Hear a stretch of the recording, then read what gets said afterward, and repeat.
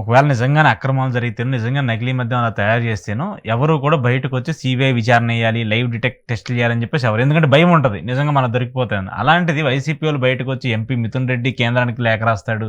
ఈరోజు వీళ్ళు మాట్లాడినట్టు జోగి రమేష్ ఏమో సీబీఐ విచారణ చేయండి, లైవ్ డిటెక్ట్ టెస్ట్ చేయండి. మీరు ఎప్పుడు రమ్మంటే ఎక్కడికి రమ్మంటే అక్కడికి వస్తానని చెప్పేసి మాట్లాడుతున్నారు. అంటే అవినీతి చేసినోళ్ళు, దొంగతనాలు చేసినోళ్ళు డైరెక్ట్‌గా నేను దొంగనని నేను చెప్పుకొని ఎట్లా వస్తారు? ఇట్లా చెప్పుకోరు కదా! అంటే ఇక్కడ మీకు లాజిక్ వినండి సార్. హ్మ్.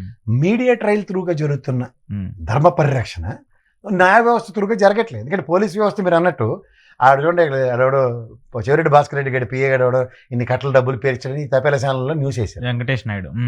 ఆడు తీసుకెళ్తే ఎఫ్ఐఆర్లో లేదు, ఛార్జ్ షీట్లు లేదు, సంబంధిత పోలీసు అధికారులు ఎప్పుడు మేము అలాంటి వీడియోలు బయట పెట్టలేదని కోర్టుకి చెప్పారు. కానీ వీళ్ళు ఏకంగా కోర్టులో డిపాజిట్ చేస్తారట, ఏది బ్యాంకులోను. ఆ బ్యాంక్ తీసుకెళ్లి రిసిప్ట్ అడిగితే కోర్టులోంచి పరారు. ఈ అన్ని కాన్సెప్ట్స్ ఎక్కడ అవుతున్నాయి? మీడియా త్రూగానే. కానీ వాస్తవానికి ఛార్జ్ షీట్లు ఏముందో, ఛార్జ్ షీట్లో నాకు ఒక సీనియర్ మోస్ట్ లాయర్ అయ్యి ఉండే కూడా ఆయన నాతో ఛార్జ్ షీట్లో పేర్ల గురించి ఆర్గ్యూ చేస్తారు. ఇప్పుడు ఛార్జ్ షీట్లో 1 నుంచి 40 పేర్లు 30 పేర్లు పెట్టిన వాళ్ళ దగ్గర జగన్మోహన్ రెడ్డి పేరు 10 సార్లు ప్రస్తావించారంటే ఏం చెప్పాలి సార్ దాంట్లో? అలా 30 మంది పేర్లు జగన్మోహన్ రెడ్డి పేరు కూడా ఉంటే ఆయన మాట్లాడారంటే నేను అర్థం చెప్పొచ్చు. ఛార్జ్ షీట్లో పేరే లేదంటే వేయటని నాతో ఆర్గ్యూ చేస్తే నేనేం చేయాలి?